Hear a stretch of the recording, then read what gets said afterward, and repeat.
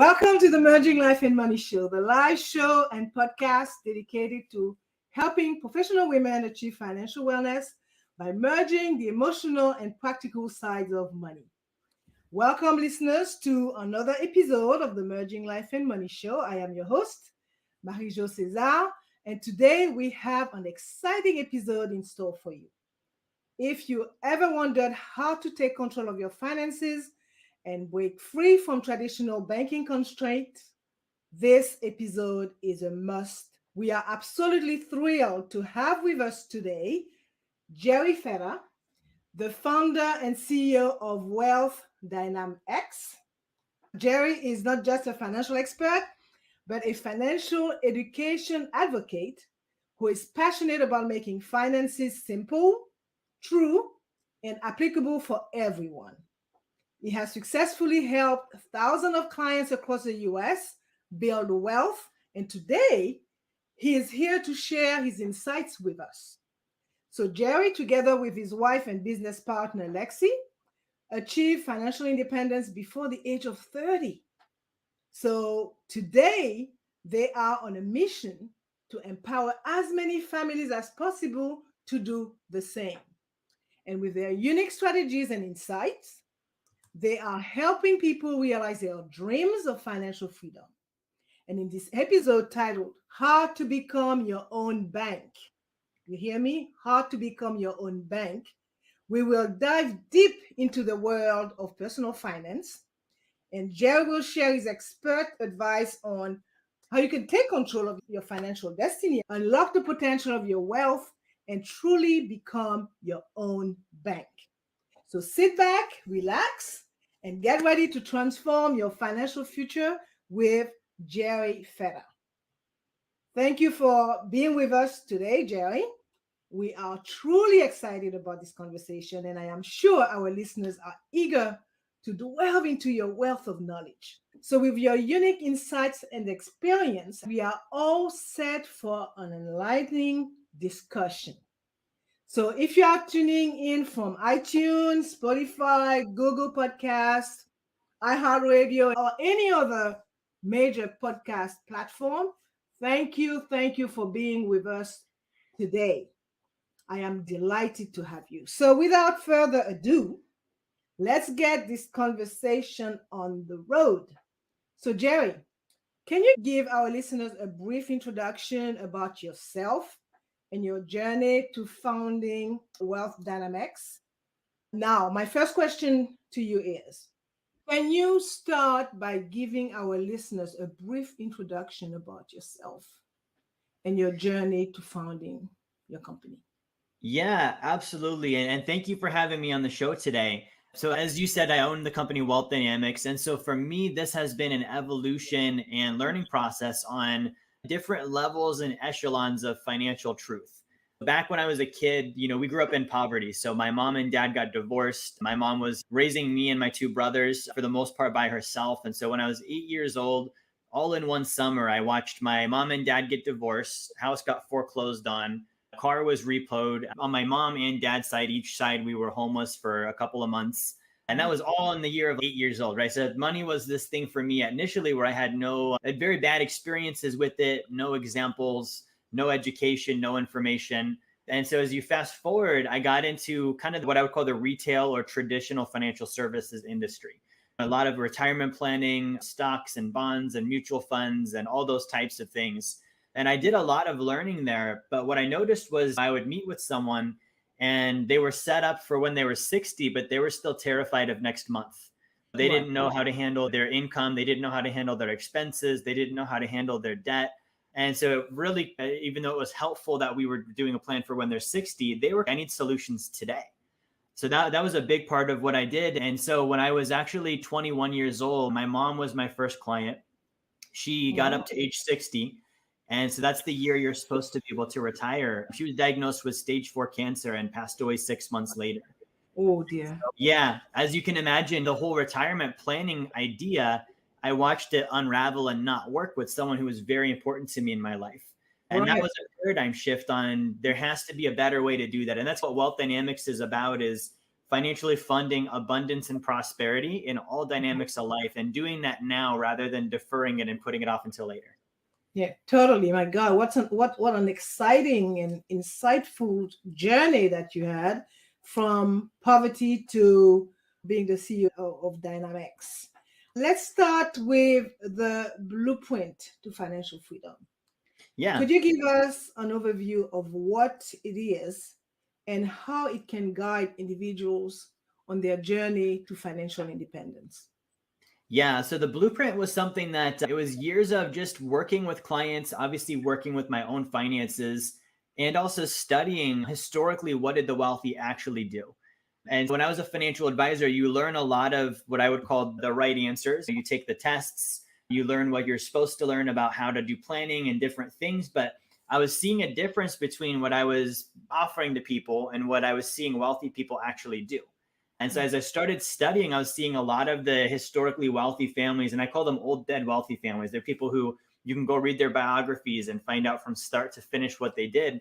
I was seeing a lot of them were doing things like investing in small businesses, investing in real estate, and there was a lot of commonality there. And so I combined that with, as I started working with clients, I was seeing that people would sign up for a retirement plan and an insurance plan and a this plan and a that plan. And none of it was often in sequence. They were very confused, disorganized, and they had all these different products and services that were done at random. And so what ended up happening was it created this confusion and financial mess for people. So the blueprint was me looking at, okay, what did the wealthy actually do? And then what's the correct sequence? It's kind of like if I'm building a house, and that's why we call it a blueprint, there would be a right time and a right place for each part of that build. And if you do that, the house is easy to understand, easy to organize, easier to construct versus randomly just putting parts together and building the windows before the foundation is done and that kind of stuff. So the blueprint really does that. It gives people a sequence to follow. And it's based on historically what have the wealthy actually done to get where they're at. So basically, you try to get them to build a strong foundation and placing the building block in a great order that will serve them. So my next question to you is, what are some key strategies or principles that you have outlined in the blueprint to financial freedom? And I heard you say people were totally disheveled and disorganized and all of that. But could you tell us more about the principles and the key strategies that you have justifying the need to have a blueprint that will take you to financial freedom? Yeah, with that, I believe in reverse engineering things, right? So if I'm looking at, I want to have financial independence, the first thing we have to do is define what that is. And so I define financial independence as passive income that exceeds my savings, my expenses, and my taxes. And when an individual achieves that, they no longer have the obligation of trading time for money. They have freedom and control over their time. And so if we work backwards with that, we can look at, okay, then I need X amount of income per month. If I'm earning a certain rate of return, I can figure out what I need to have invested at that rate. And then I can work backwards on what do I need to be saving? What does my income need to be? And that's really the basic is if I'm doing, I call it the triangle of wealth. If I'm earning, saving, and investing, that's really going to create its own progress. And then there are the different products and services that kind of come in and supplement that. I'm big into health and fitness. It's if I'm going to the gym and exercising, and also I have a good nutrition program. That's really the main part. And then there's vitamins and there's supplements and different things that can enhance that, but they're never going to replace it. I've got to do those basic fundamental actions first. We're very big on that sequence. Education is a big key for us first. We make sure that people are reading, studying, learning. We have a challenge we do with our clients called the Big Three. And so the Big Three is every day, an individual should spend at least 10 minutes a day learning about money. And that can be a podcast, it can be a video, it can be an article, but it's that consistency factor. There's so much to learn about finances. You don't need to learn it all tomorrow, but 10 minutes a day over a long period of time, you really start to build up that base of knowledge. Can you share a success story of someone who followed the blueprint to financial freedom and achieved significant results? Yes. So I have a client, his name's Tim, and he's down here in Florida. And Tim, when he started working with me, had over 6 figures in consumer debt. He had student loans, credit cards, and he was a high income earner. And I noticed with high income earners, a lot of times the more they earn, the more they spend. which is a gift and a curse to have high income. But sometimes that means the credit card balance is a little higher than it would have been if my income was a little bit lower, just because I don't have that control. So we worked with him on something we called a debt buyout. So we used a life insurance policy where he was able to put money into it, borrow against it, pay off his debt. But because he put it in the life insurance policy first, the money was still there growing while he paid off the debt. And the result of that was, rather than being debt free with no money saved, he was debt free and he had all of his principal still growing. And he also avoided the interest. He freed up those minimum payments. And so he's a success story of someone that his savings rate on a monthly basis has increased by several $1,000s. And he's recaptured all of that money that was going towards debt anyways. That's the problem with currency and debt, is when you put them together, they cancel each other out. So by putting it in that life insurance policy first, he still has all of that growing. He's got the future value of it and the benefit of having that debt gone now. Good. That's a great success story. And so this speaks to the strength of that blueprint, I would say, action plan that you have in place. So tell me, how does the blueprint to financial freedom differ from other financial strategies or methods?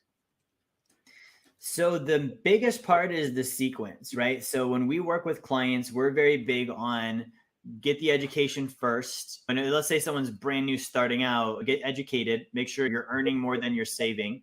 Then we get on a forced savings, income is higher than expenses. We're doing a forced savings plan. We're starting to go after debt. We make sure you're protected. We really lay that foundation.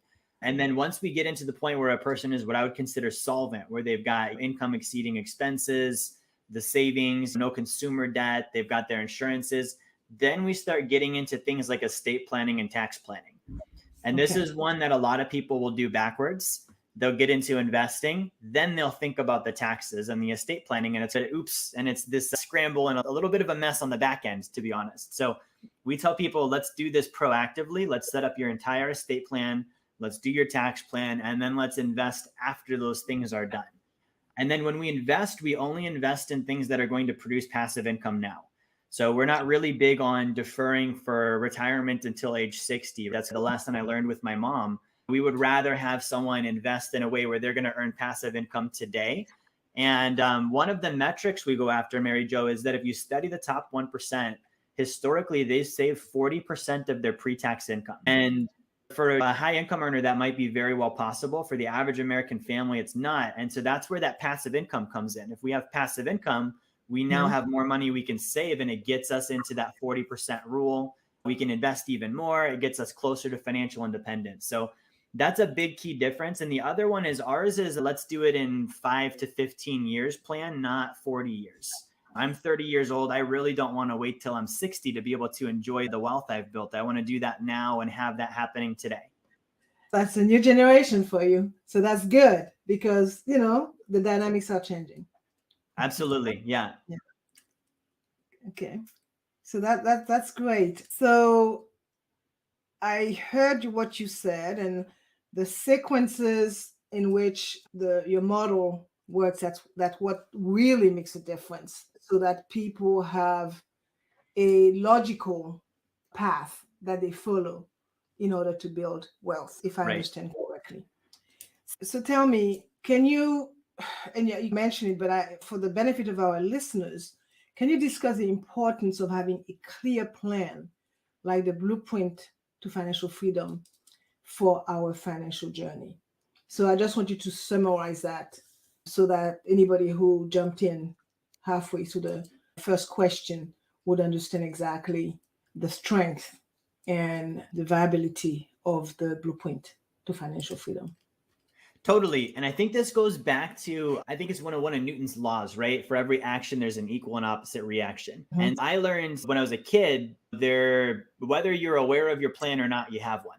Certain actions will lead to certain results. And so I can either be in charge of those and plan them and predict my future by saying, I'm going to intentionally do this and this to create a desired result.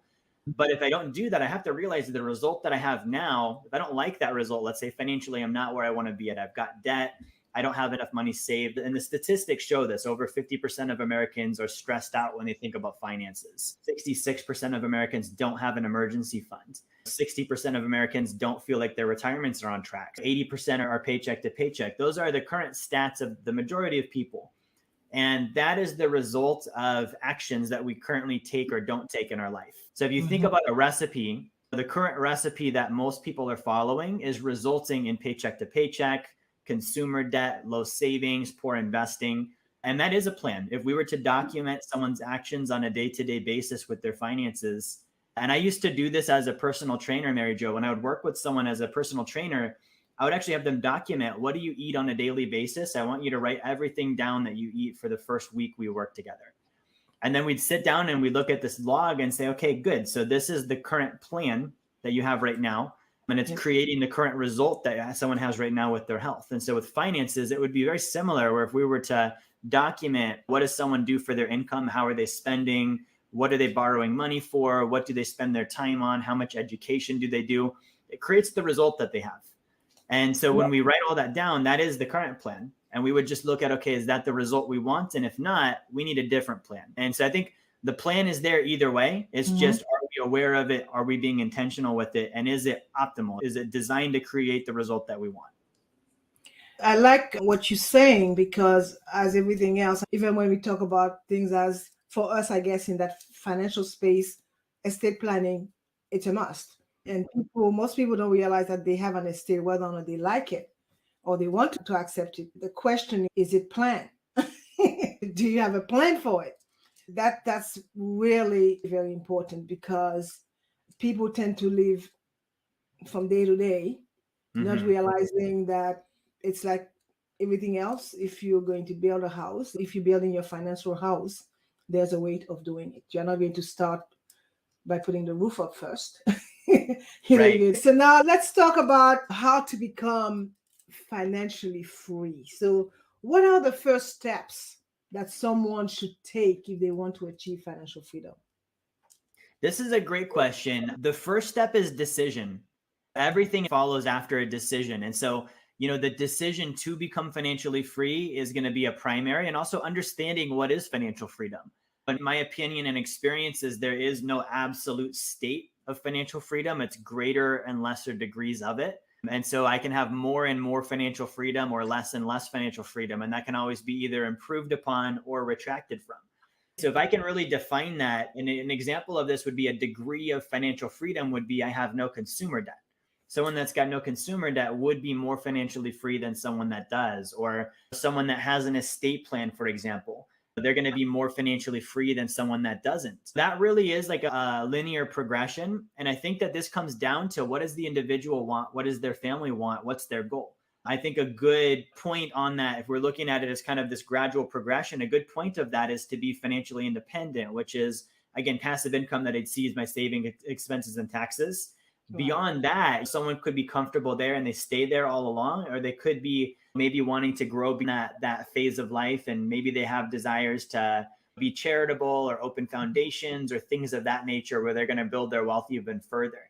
I think that's a starting point. And then step by step is just, what's the next best thing I can do? And it goes back to that sequence, right? A big part for me of being financially free is also free from financial institutions. And not to say that they're all bad. For example, if I can become my own bank instead of using someone else's bank, that gives me a little bit more financial freedom, where I'm not subject to the whims of what happens with them. I've got more control. So it really comes down to gaining more knowledge, deciding I want to take more responsibility for my finances in that incremental way, and then looking to do things that give me more and more control. For that, though, they will need to be financially educated, for one, and also they will need to be financially literate, because it's not a given, particularly in the state of affairs right now in America. And you did quote a few statistics as to how people are faring from a financial standpoint. So that is very important. So what I heard there is that the first step is make a decision and define what financial freedom means to you. And from there, apply the sequence that you have in your blueprint. And of course, one of the main topic of this show is becoming free from financial institution, which there are a number of investment vehicles available for that, which I'm sure can be the topic or topics of several more shows if we Yeah. get into it. Yeah. So tell me, what else some common misconceptions that you've come across about achieving financial freedom in your work? What are the common ones? Because there are plenty misconception when it comes to achieving financial freedom. So what would you say? Give me three of them, for example. Yeah, that's good. So I think the first one that I would say is that the average person does not understand the difference between money and currency. Currency is a medium of exchange. Money acts more as a store of value and can be used as a medium of exchange. Back to this triangle of wealth that I mentioned at the very beginning of our talk, we have to earn, we have to save, and we have to invest. We do each of those in different things, different vehicles. So we've all heard the phrase, it's not just what you make, it's what you keep. It's also not just what you keep, it's also where you keep it. And so I should earn, when I earn, it should be in currency. Now, whether that's paper dollars or whether that's FedNow digital currency or whether that's kernels of corn, for me, I really don't care. It's what's the medium of exchange that's popular and how do I get more of that through producing value for others? And so I should always be looking to earn more income, but that should be done in currency. Now, if I'm not going to spend the currency, then I'm going to save it for later. And that's where it comes into, I want to go into an effective store of value. Currency is not an effective store of value due to inflation. If you keep your income in paper currency and you leave it there, you're losing value every year. It buys less and less each year that it stays in paper dollars. Even if you put it in a bank, that's the case.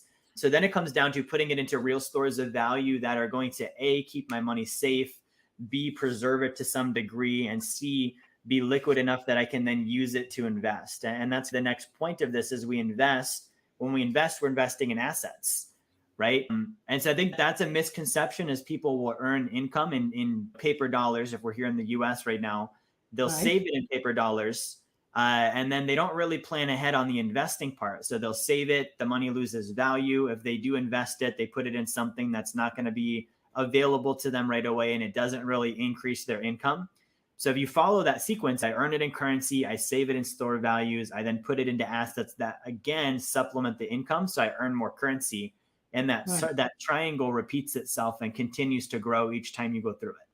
Yeah, which brings me to another concept that again, which is not so much the topic of today, but asset allocation and diversification and all the whole nine yard, which is very important for your growth of your asset.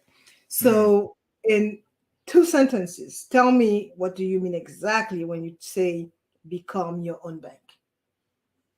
So in 2 sentences, when you deposit money in a bank, the bank borrows against your deposit, invests it, makes profit, and pays you nothing. So you can do the same thing in your own life and cut them out as the middleman. Okay. So where would they, and I'm trying to put myself in the place of a listener, not being very knowledgeable about assets and all that kind of stuff. Okay, they work, they earn money. Let's say that they have a budget, they have a certain percent that they set aside in addition to what would be required for the retirement savings and whatnot. So what do they do? And I'm saying that because in my experience, lots of people are not financially educated.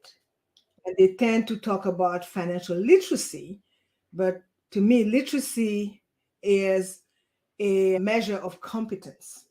So you cannot be literate on the topic if you're not educated on it.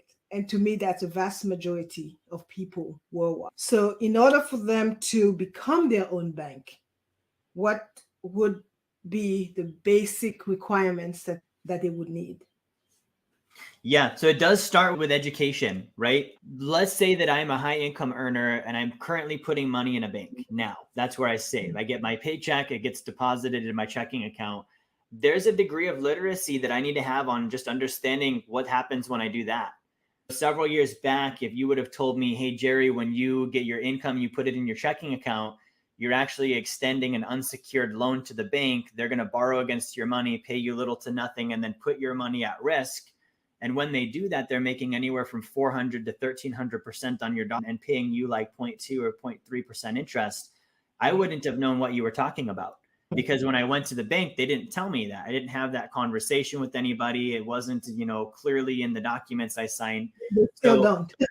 They still don't. Yeah. And it's funny now that I know that is what happens when I do have to go to the bank. That's always the first thing where this is stated. I want to see the small print. I want to figure out where they're showing, and it's really not something that's present or evident. Yeah, that's a moving target, as you know. Inflation aiding is not making it any easier for anyone.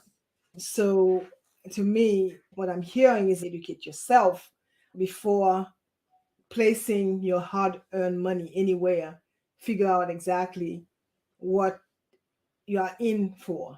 And clearly, no one expects to get anything for free, but there are a lot of costs and fees and expense ratio, thing that you got to be very mindful of and dealing with your hard-earned money and trying to become your own bank. You want to avoid jumping out of one situation you don't understand into another one you don't understand just because the new one sounded better. If you don't understand thing one or thing two, it might as well be the same. It's like I trade in a car and get a new one. You know, it's a bunch of technology and new gizmos and stuff. I don't learn how those things work. I'm not really going to be able to drive the car. So there's definitely education. And I've learned this as I've built my own wealth. This is the hard truth of finances. The more you get wealth, the more the education is required. It's not one of these things where it gets lesser and lesser. It's if you've got more assets, you need to know even more stuff now. You're going to do advanced strategies. You need even more knowledge. And every day there's a new animal coming from somewhere, like crypto and all that kind of stuff. People hear the success stories and say, oh, you could make lots of money, but it's a balance. So again, we are back to education first and literacy, financial, anything. One thing that I want to add here, you mentioned decisions. And when I hear the word decisions, I tend to align it with discipline and mindset. So from where you sit, what role does discipline and also mindset play in becoming financially free? I think those are paramount. Thoughts become things. Everything starts out as a thought first, right? So a thought that's not followed up, and that would be, you know, the mindset. What am I thinking about? What are my goals? What am I envisioning for my future? And that really is the basis of wanting to build financial freedom, is I'm envisioning a better future. And it just happens to take money in this universe that we're in to make that happen. That's the main name of my company, Wealth Dynamics, abundance and prosperity, which is wealth. Dynamics is all the different areas of life. And if I think about that and I envision what is the ideal scene for every aspect of my life, what does that look like? And then I back that out and think about how much money is it going to take for me to live that way? The answer is not going to be a small number by any means of the concept. It's going to take money for me to eat organic and travel with my family and live in the house I want to live in and donate the way that I want to and help other people. Those things are all going to take means. And so the mindset is thinking about that, creating it, even if you don't fully know how yet. The necessity is the mother of all invention and problem solving. Go figure out how now. And that's the discipline, is I've got the idea. And the difference between a goal and a wish, I think, is the discipline aspect. You know, I have this great mindset and I don't follow it up with daily action, you know, consistently. And it doesn't need to be perfect. It just needs to be persistent. Some days you're not going to feel like it. Some days it's not going to be this exciting thing. It's going to be a little bit of a grind. And you're like, okay, I studied about money yesterday. I don't feel like doing it again today. But those are the moments where you do it anyways. So I think those are huge. I think discipline and mindset are both big keys behind it. And I think that's the difference maker for a lot of people on having a nice idea and a nice wish versus making that come into reality. Totally. So lastly, what is your number one piece of advice for anyone who wants to become financially free? And I'm saying lastly on the second question. I still have a few more questions for you. Sure. So I would say the biggest barrier that I see for people, it's actually two different parts, and it comes back to the education thing, but it's so important. The first one that I see is, and this is what I would say as advice, is get rid of the idea that money's too complicated to learn about. There's so many times I have conversations with people and they tell themselves the story, oh, I just don't understand money. It's a complicated subject. It's too much to learn about. And if I tell myself that, I'm not going to ever learn about it because I don't think I can. It's a game where I've already decided I can't win. And my advice there would be to realize that everything financial, it boils down to 3 or 4 layers. The first one is words. So use your dictionary. Look up the definitions of those words. Find out what they mean, right? And especially with banking and Wall Street, they tend to make the words harder than they really need to be. So realize that it's probably not as hard as it sounds, but look up the definitions and understand what's being said. The words represent mathematics. Now, fortunately, the math doesn't go very far beyond basic arithmetic. If I can add, subtract, multiply, divide, or just use a calculator, I can understand the numbers that are involved. And then those mathematics usually represent a concept or a solution. If I can understand what problem is being solved, what's the concept or solution, what is the math behind it, and then what are the words that are being used to represent that math, money becomes very simple. And on the flip side is also the I've heard it all already, like the kind of the I know it all mindset. That's the other thing that can happen is people are either one side of it's too difficult, I don't know how to learn about it, or they're the other side of I've heard this before, I read that before, I watched that before. But like you had said, literacy and competence, for me, I think that shows up in results. If I don't have the results, I'm still missing some knowledge somewhere, even if I've read something 100 times over. Great. Thank you for that. And moving right along, I wanted to get it right. So congratulations on your new book. Yeah. And I'm talking about the men in the arena. Yes. So can you share with us the central message of the book and how it can help individuals in their financial pursuits? Yes. So the man in the arena, this is a true story of an experience that I went through last year where a private fund I invested in actually committed fraud. They reported false statements. The fund had lost money. They didn't want to tell investors, so they were uploading false statements. It's not fraudulent to lose money, but it is fraudulent to lie about returns. And I lost a good chunk of my investment with that. And that was an interesting one for me. Is the first time I had lost money with an investment. I'd done very well with that before, and it was a fund that was a little bit more speculative than I usually would invest in as far as assets are concerned. I knew there was a risk there. But the central message with that book is recovering from loss. And the man in the arena is actually a quote from Teddy Roosevelt. And it's actually a speech he gave in Paris, France. And so he talks about how life is about the ones that are in the arena, the ones that are striving valiantly. They're putting in the effort. They're overcoming their obstacles, their barriers, their failures. And he mentions that it's not about the critic. It's not about the person who points out when you fall down and stumble or mess up. And so the central message in that book is we all have our own arena in life. And not all of us are always perfect. I'm someone that's very successful. And so I gave that transparency in my story to show, hey, even a guy like me, I have failures sometimes. And here's how I handle that. And here's how I come back from it. And I really think that comeback story, which all of us have, everyone I've ever talked to has had some instance of they had a loss in life. They got up off their knees, they brushed themselves off, and they kept going. And I think that story needs to be told as many times as it can because it inspires people to keep going. And I think that really is what life is. It's continuing to pursue our goals and overcoming the obstacles along the way, even if sometimes it's a little bit uncomfortable.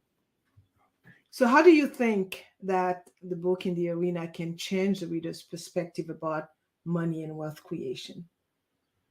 So one of the things it highlights is financial fraud. It was one for me. This was my first time ever having this happen in my life where I was taken advantage of financially. I'm a very smart guy. So it's just the perfect storm of the wrong things happening at the right times to lead up to that. And so I had to take a step back and really look at, okay, what happened there? And so as I started looking more into the kind of the financial world relating to fraud, I realized that according to the FBI, financial fraud is a $10 billion per year problem in the United States. A $10 billion problem, but I think it's a $10 billion business. Yeah. And unfortunately. Exactly.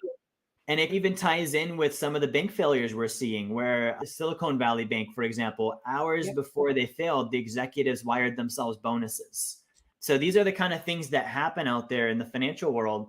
And to me, it really felt like an injustice. In my case, I had done everything correctly. I was responsible. I had saved. I had invested. I'd worked hard. And because of one person's unethical decision, I saw all of that work come undone. And I realized, man, there are so many more people out there that have experienced this. And it's not really talked about that much. There's not a lot of awareness being put on it. And there's not a lot of help on the back end.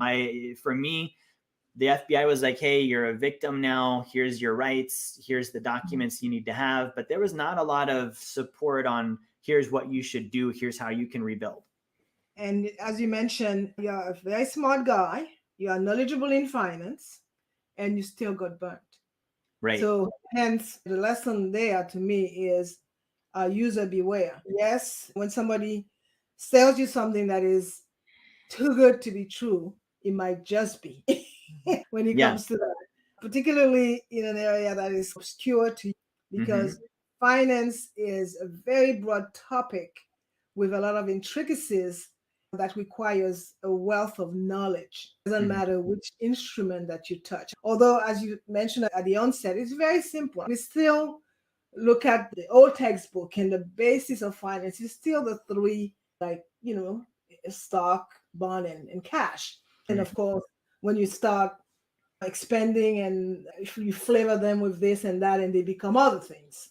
Right. Notwithstanding all of that, you have to be very careful. And we are back to the concept of education and literacy when it comes to finance. So good. Can you tell our listeners when and where they can expect to find your new book, The Men in the Arena, and any other projects or initiatives you have in the pipeline? Yeah, Man in the Arena is on our website. And the cool thing about this book is we're actually taking 100% of the proceeds and using that towards creating awareness of financial fraud and also helping make whole those that were impacted by this fraudulent funds. It was one of these things where I knew a lot of people that were invested in it, people that were friends, family. It was a referral network. Very similar networks were inside of it, and they all lost money with it. So that's the cool thing we're doing, is we're taking the proceeds and just using it to help make that situation as good as we can and contributing to it. You can go to store.jerryfetta.com and you can get a copy of that. And then as far as other initiatives, we're also launching later this year a public charity. That's going to be the purpose of it, is creating awareness for financial fraud, helping make whole victims of financial fraud. Just because there wasn't a lot, for me as an investor, there wasn't a lot on the back end in that. The bad guy gets arrested, the court case happens, he goes to jail. That's great. That doesn't really repay anyone. And sure, restitution can be ordered, but if you throw a guy in prison, he's not probably going to repay anyone anytime soon. So, that's a resource that I felt compelled to start to be part of a solution for. Awareness is where it starts. And I'd love to build that up to a point of when this happens to someone, they'll be able to reach out to our foundation and be able to get help, get resources, maybe even get money donated to bring some of their money back. So for the benefit of the listeners today, all that information will be in the show notes when you go on the various platforms where you could access today's episode of the Merging Life and Money show. Lastly, Jerry, again, for our listeners who are interested in working with you or learning more about your financial strategies and wealth dynamics, what is the best way for them to get in touch with you or connect with your team? So firstly, I would say to follow us on social media. Back to the education. We do a lot of free education. We're very big on TikTok and also Instagram. So if you look, and I do have your information scrolling at the bottom of the screen as well. Yeah, so awesome. Yep. And I keep it pretty simple there. Just my first and last name, JERRYFETTA, on either of those platforms. So you can follow us there. And then I also have a free ebook that you can download for free. It's going to be jerryfetta.com/bankfail.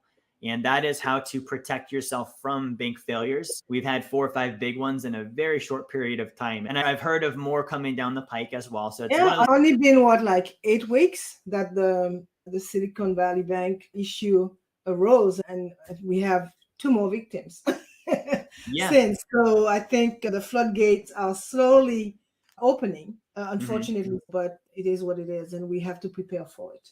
Yeah. So this ebook gives information on how banking works, right? Back to, if I'm putting money in a bank, I think everyone should understand what they're getting involved in, what the bank does, and what the risks are. So you'll get that information, and then also just some solutions on what you can do to protect yourself against that, to be the cause over your finances rather than the effect of your finances in that scenario. So that's a free download people can grab. All right. Thank you very much, Jerry, for that. This brings us to the end of this very enlightening episode of the Merging Life and Money show. So we want to thank you, Jerry, my special guest, for sharing your wisdom and insight on achieving financial freedom, from exploring the messages in your new book, The Man in the Arena by Jerry Fetta, from unpacking the strategies in your blueprint to financial freedom and discussing practical steps to becoming financially free. We've learned so much about how to take control of our financial future. Remember, listeners, that the path to financial independence, it's a journey, not a sprint.